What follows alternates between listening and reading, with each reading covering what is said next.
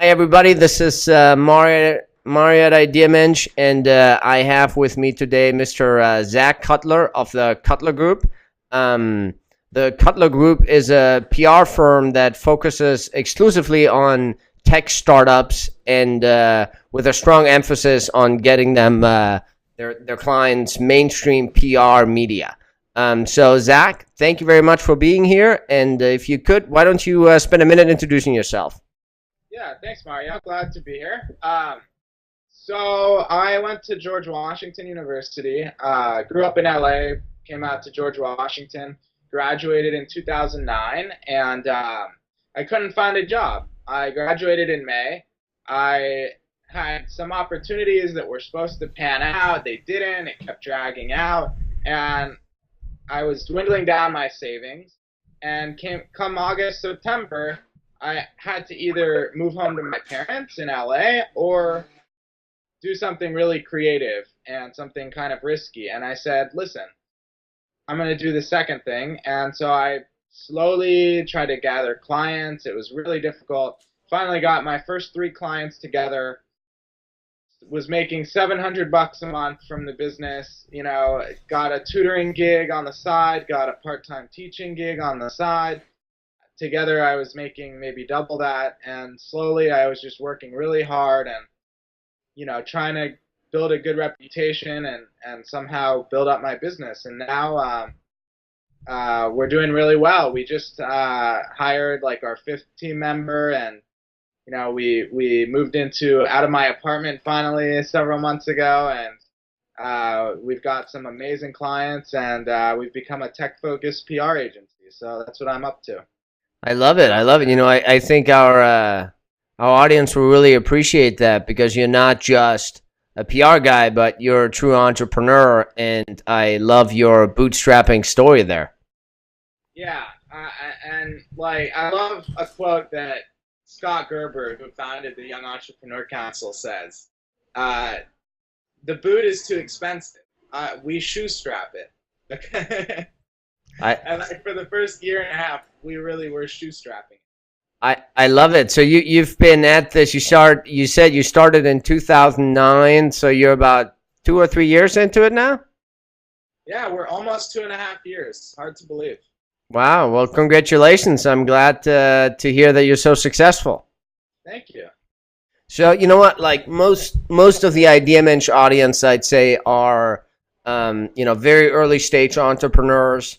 So we certainly have a lot of tech startups, people who are working on tech startups, but Yeah. but also just people who are just who have ideas and they're moonlighting, they're shoestrapping, and they're trying to get stuff done. So from a PR perspective, if I have let's just say I have 5 hours a week, I have no budget for a PR firm or whatever of that sort, what should I be doing? Okay, so if you have 5 hours a week and you can't hire a PR firm, what I would do is start reading articles in publications that you think would be helpful for your company. So if you think getting an Entrepreneur magazine would be very helpful for your company, it would help you find customers, it would help you build credibility, start reading all the articles in Entrepreneur magazine and start identifying the writers that write articles similar to one that would feature you. Mm-hmm. So really get to know these handful of writers and understand how they think, what kinds of stories they want to cover, and how you could incorporate yourself into their agenda, and how you could help them by providing a good story for them. So make it about them instead of about you. And then once you have these handful of people, I would basically try to find their email address, okay? If you can, try to find their phone number, and you can go through Google, you can just search around and see what you can find, either email address or phone number. And then I would somehow phrase your story in a way that is very succinct, is very clear. It could even be in the body of an email, no more than 3 or 4 lines, and tell them why they should call you, why they should email you. And if you do that enough times, Mario, you will get a response. And so that sounds to me like you're just trying to. By the way, I really one of the things I want to ask you about is you're talking about just a handful of writers here, right? I mean, 4 or 5, up to 10, maybe. I mean, keep it low and manageable initially. Yeah, if you have 5 hours a week, I would recommend finding 10 writers across a variety of publications that you think would be perfect fits for featuring you. So if you're in New York, don't contact the LA Times. Contact New York related media that could potentially feature you. Contact national media that is relevant to what you're doing, and yeah, start with 10 people. Okay. And one of the things that you said is when you email them about information about your company. So I wouldn't pitch them a story necessarily. I'm just trying to get on their radar and let them know what I'm up to. No, actually, I would pitch them the story. So, but I would make the story a very succinct 3 to 4 line email, and potentially you can add a press release to that. But the point is, the briefer you are, the better it will end up, because they'll bite if they're interested, and then you provide the wealth of information. Don't start with the wealth of information. Okay. So looking at, what kind of stories they wrote in the past and what the format of those stories are, I would want to tailor my pitch accordingly, and obviously make it about my company, or make sure that my company or effort will be part of that story. Yeah, like for example, let's say you find a writer at Entrepreneur magazine that does profiles on tech entrepreneurs that are starting out, and every month that person has a column of 3 to 4 tech entrepreneurs that are starting out, and the troubles and the challenges they're going through. Pitch yourself as a potential candidate for her next article, so that you could be one of the 4 people. You could have another writer, though, at the New York Times that writes about, let's say, incorporating and the troubles of, incorporating a company. Okay? Mm-hmm. Pitch yourself as someone who just incorporated a company, and here are the troubles you face, and here's why you'd fit into her article. You could have a television producer at ABC New York that does a weekly segment on new tech gadgets. Pitch that reporter on why your gadget made by your company is worth them covering. But don't pitch your gadget to the reporter at Entrepreneur that does profiles on 3 to 4 entrepreneurs. And don't pitch, the incorporating challenges story to the writer who covers tech gadgets. So you have to know exactly what the reporter writes about. And when I don't hear back from that person on my first email, when do I email them again? I would wait at least 2 to 3 days. Some people say you should wait a week. I'm a little quicker to follow up. I feel like if I wait a week, they'll have forgotten about it. So I usually wait about 3 days. Okay. That's really useful advice. So I want to, one of the things you said is, you need to position your product or message in a succinct way. So let's just, how is the Cutler Group positioned? We are a tech PR agency that helps tech startups get featured in mainstream media. Okay, love it. Very succinct. All right, let's go down that line. I like this these relevant examples. How about IdeaMensch? I'll give you a little bit of background on IdeaMensch. Basically, so you know where my head's at, and then you can help me make it succinct. IdeaMensch is a community of people who don't just have ideas, but who do ideas. So it's not about intellectual concepts, or it's not about just interviewing tech entrepreneurs. It's about people of all walks of life, or from all of walks of life, who are actually doing something about their ideas and who are trying to bring them to life. Okay. I'm going to take notes. Okay, so I think even more exciting than just summarizing your company would be me creating a headline that I would make as the title of my press release to really capture the reporter. Okay. Okay. So make a headline. That's a good piece of advice. Yeah. So can I ask you a couple more questions to help give me the proper info so I can make a headline for you right now? I love it. Okay. So you're taking people who do ideas. How many people have you worked with so far? About 750. 750. Okay. So I've done about 750 interviews. Okay, and what's your vision? What's the ultimate purpose? I want, ultimately it's about informing people. It's about, teaching and educating. But it's also about inspiring, because I think, by reading interviews, not only might you learn a thing or two from an interviewee, but you're going to read enough of them, and at some point you're going to go, what the hell, I'm going to just go do it. That idea that I have, I'm going to go do something about it. So I guess it will be to inspire and inform as many people as possible so they take that first step towards bringing an idea to life. Okay. And would I call you can I call you LA entrepreneur, or how would I classify you in the title? Well, I mean, yes, I live in Los Angeles right now, but I'm sort of, and I don't want to call myself a globetrotter because that sounds odd, but, I spent the last 6 months in Europe, and now I spent 6 months here. I travel a fair bit. I came to the U.S. as when I was 16 as an exchange student. Maybe that's interesting. I'm originally from Germany. Okay. My creative juices are flowing.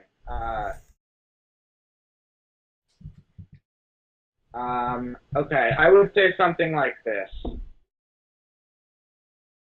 LA entrepreneur, or German-born entrepreneur, inspires thousands with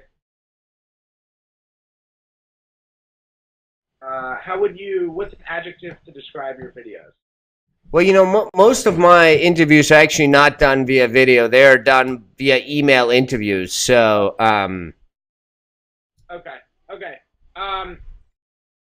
German-born entrepreneur inspires thousands with entrepreneurship-themed interviews. Something like that. I would make it a little more captivating if I had a few minutes to really think about it, but you want to kind of take each component, and make you sound interesting by saying LA entrepreneur or German-born entrepreneur, okay? Mm-hmm. And then you want to take what you're doing and so inspires thousands, right? Yeah. And then the videos. So that's the last component where I didn't get a very captivating, phrase to go with that. But by the end of the interview, I bet you I'll be able to give you one. I love it. You know what? But what I like here is, I work in advertising. I run a digital strategy group and then on a West Coast advertising agency. But what I like here is you're giving me a tagline, and in a way you're giving me a positioning statement. You're giving me one line that, in a way you're giving me an elevator pitch here. So I like how succinct we're getting. It's one sentence. Yeah, exactly. All right. All right, that was great. I love it. I'm gonna, hopefully by the end of this, you can help me refine it a little bit. But absolutely. Tell me your take on press releases, because I hear a lot. It's like IdeaMensch has been featured in, Entrepreneur Magazine and Mashable, and a lot of the press that where I would want to be. I've used press releases in the past, mostly for SEO purposes, but how do you use press releases? And is it, you said it earlier, it's sort of like do a short hook, very succinct information, and if they want more information, send them a press release or send them to a website. tell me a little bit about press releases. Sure. So there's two kinds of press releases. One is what you were saying. It's a formally released company announcement that you can publish to PR Newswire or PR Web. Usually you pay about $300 to $1,000, and it goes over the Newswire nationally. So it goes to every news desk in the country, and then certain outlets actually copy the text and put it on their website. But it's not a truly unique article that Entrepreneur magazine is writing. They're just copying the text from the press release if they decide to syndicate that release. And that can eventually help you with SEO a little bit. The second kind of press release is more of a communication medium that journalists enjoy, which I use privately in emails to journalists and editors, basically telling them what the story is. And I just attach it in my email to one editor. I never blast it out. And so it's almost like a memo that journalists and editors understand, and they like the format. So it's kind of like a medium for you to get across your message in the easiest way for them to understand. Instead of a white paper, instead of sending them to a website, instead of having a long email summary of what you do or a flyer, a promotional brochure, they like getting the information in a press release format. You know, that's really interesting, because I've sort of been telling people, well, I've been under the impression that press releases are dead, but I never put myself into the perspective of the editor, of the journalist. What you're saying is they actually like that format, and it's not about sending it to 1 million people, but send it to one and send it in the format that they sort of think in, and it actually is very helpful for them. Absolutely. Because when they're pitching the story to their boss, who's probably stuck in the older ways of how journalism was done, they're going to want to see a press release. But if you are pitching to TechCrunch or Mashable, and you've got all, these young reporters, who, don't like those old formalities, then I would say forget the press release. Okay. And for example, like with my contacts at some of those major tech websites like TechCrunch, I pitch my story to them on Skype. We're Skype friends. I type, hey, what's up, man? I've got a great new startup I'm working with. Oh, great. Tell me what they do. I type 2 sentences, and they would never want to see a press release. But the LA Times, CNN, ABC, all of them are going to want to see the press release. Got it.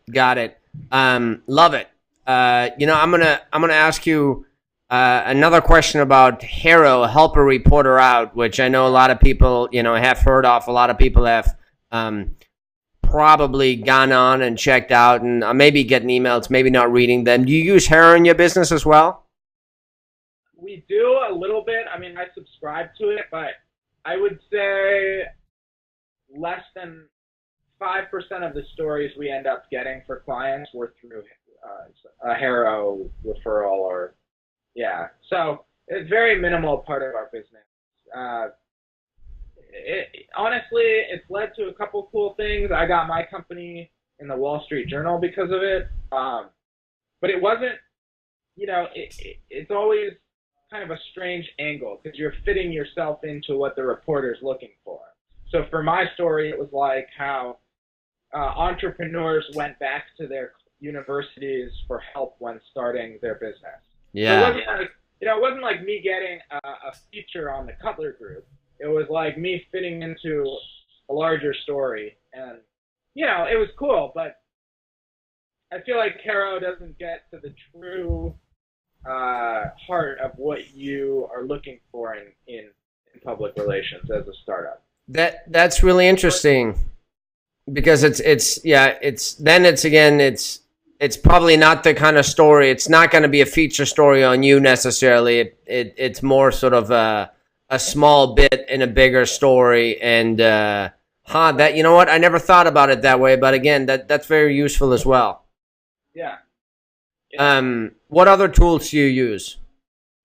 So, one of our biggest tools is called Cision, which if you're a cash-strapped startup, I wouldn't recommend it because it's about $500 a month. It's a software where you can log in and get the contact information for any journalist in the United States.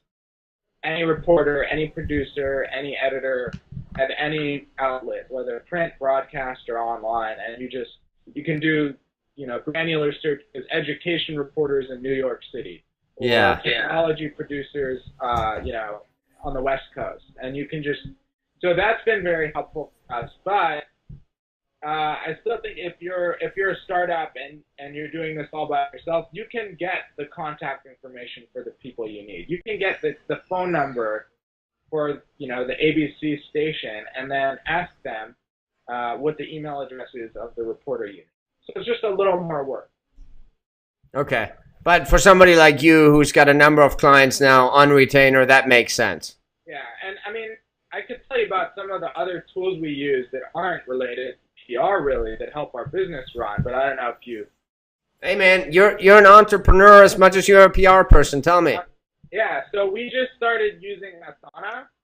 What is it called? It's Asana, ASANA.com. Some awesome app. And I think it was started by the co-founder of Facebook. ASANA. Yeah, and it basically helps you keep track of all the tasks you have to do, all the projects you're doing, and it allows you to assign team members to each project. It allows you to kind of split it up by client, split it up by month, and you have everything there. It sends you email reminders.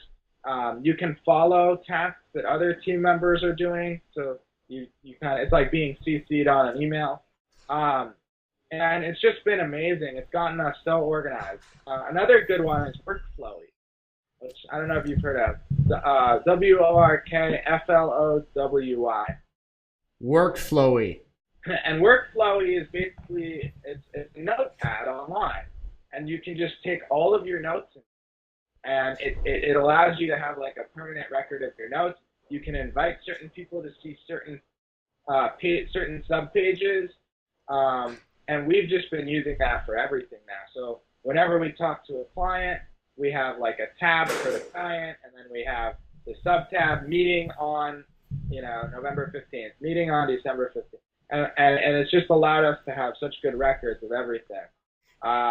And then, of course, we use Google Docs. We share docs on that, which is, it's good. We also started using Dropbox, which I feel comfortable with Dropbox because I feel like none of my documents are going to be lost if my computer crashes. And it allows the other teammates to have access really easily. And then, of course, QuickBooks. I was using free accounting software for the first year and a half, and I do not recommend it. It was, I figured out, what do I need to spend so much money on accounting software when I can use this free one? But it doesn't let you go in depth when you use free accounting softwares. And honestly, it actually made it so that I didn't keep track of things that I needed to. And it kind of is making it a lot more complicated now for taxes. And so just put in the $200 investment, get some accounting software. That's it's funny. I just asked that question in our Facebook group. I said, what software do you guys use to manage your money and financials for your small business? And because I too use a bunch of free tools, and I'm just like knotting them together, and it's not working very well. My accountant is not going to be happy with me. So I like your advice, sir. I wrote it down. And I have an article in Business Insider called "Why Accounting Software is More Important Than Office Space." When we moved out of my apartment and we got an office, I felt like, okay, this is cool, but is it strategically, truly necessary for the business? And I said, not as much as accounting software. That's, that's, I'll probably take your advice. So I'll get a copy of QuickBooks.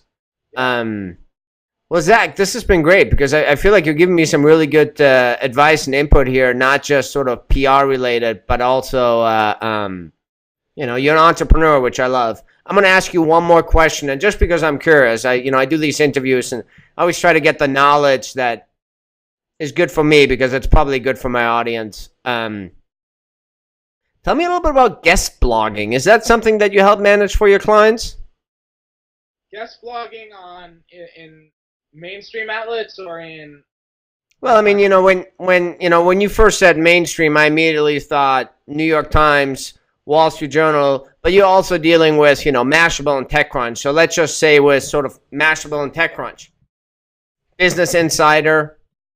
Yeah, we do some of that. Yeah, we've gotten a few clients in the Harvard Business Review blog section and CNBC guest blog actually, and then Forbes guest blog. So, but we actually want to get much more into that, and this week actually we had a few conversations about how we have to start doing more of that. Okay.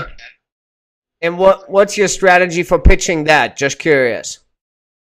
So what you want to do is find out the outlet's weak spot, and any outlet's weak spot is content creation because they're all on lowering budgets.